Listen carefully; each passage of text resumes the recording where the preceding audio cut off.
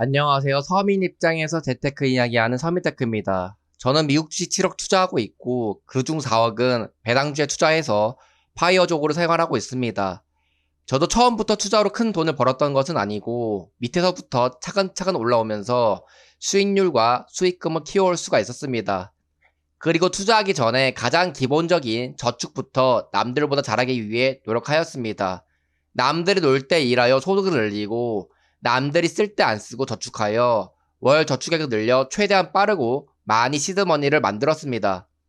요즘 세대 사람들은 말합니다. 기성세대처럼 고성장 시대가 아닌 저성장 시대에 태어나 계층 이동을 할 수 없다고 말이죠.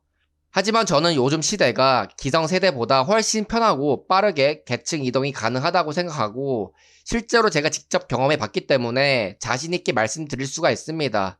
왜냐하면 중소기업 다녀도 부업만 하면 대기업 다닌 사람만큼 돈을 벌 수가 있는 세상이기 때문이죠. 게다가 미국 주식에 직접 투자가 가능하고 세배 레버리지 ETF 같은 안전하면서 변동성이 큰 사기급 투자 상품도 생겼기 때문입니다. 이렇게 계층 이동하기 좋은 시스템을 갖춘 세상에 살고 있음에도 불구하고 계층 이동하는 사람들은 여전히 소수입니다. 왜냐하면 방법은 예전보다 간편해지고 쉬워졌지만 그것을 실천하는 것은 예나 지금이나 어렵기 때문이죠. 부자로 가는 길의 정석은 악착같이 저축하여 많은 현금 흐름을 만드는 것이 첫 번째이고 많은 사람들이 여기서 대부분 포기해버립니다. 왜냐하면 고통스럽기 때문이죠. 그래서 저축의 과정을 건너뛰고 좀 더 편한 투자로 부자가 되려고 합니다. 그런데 투자에서마저도 하락의 공포와 변동성을 견뎌야 하는 고통스러운 과정조차 건너뛰려고 하다 보니 사람들이 좋다고 하는 떡상하는 종목에 매수했다가 상패를 당하거나 고점에 물려 돈을 잃는 사람들이 대부분입니다. 제 주위도 그렇고 많은 사람들은 투자를 할 때 뭘 사야 하고 언제 사야 되며 언제 팔아야 되는지에 대해서만 관심을 가지고 그 부분만 잘하면 부자가 된다고 생각합니다. 하지만 타이밍을 맞춰서 크게 돈 버는 사람은 없습니다.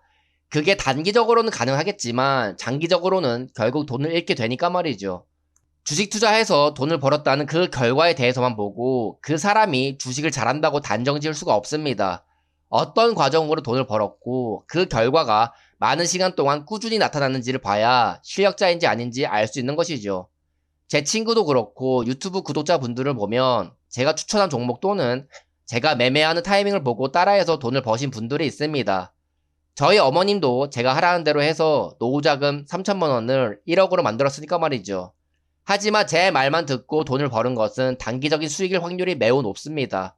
제 말은 참고만 하고 본인이 생각하고 투자 원칙을 만들어 돈을 번 사람이랑 그냥 아무 생각 없이 제가 투자로 돈을 잘 벌었던 사람이라는 그 사실 하나만 가지고 따라만 해서 돈을 버는 것은 실력 차이가 다릅니다.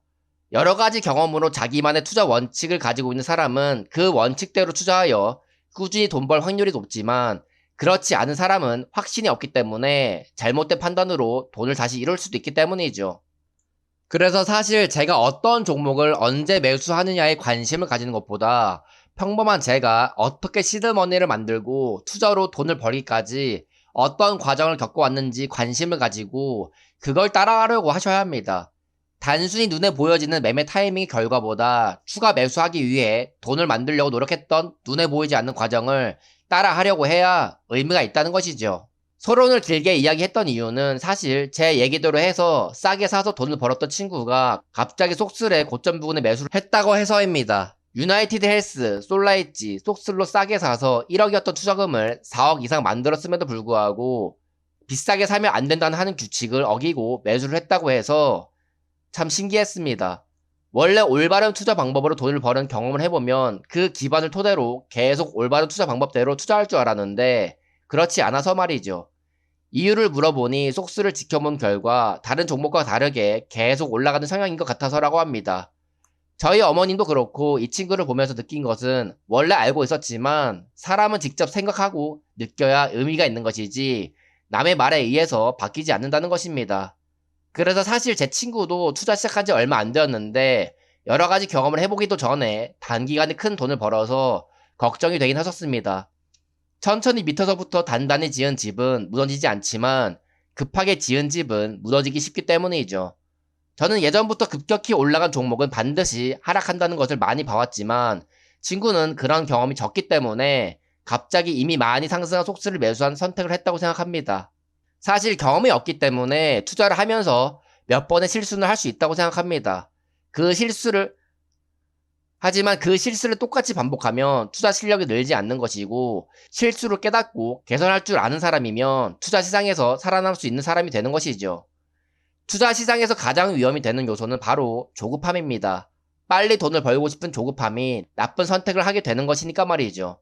오히려 부자로 가는 길을 정석대로 천천히 가는 사람이 오히려 더 빨리 돈을 벌게 되고 계층 이동을 할 수 있다는 것을 말씀드리면서 영상은 여기서 마치겠습니다. 감사합니다.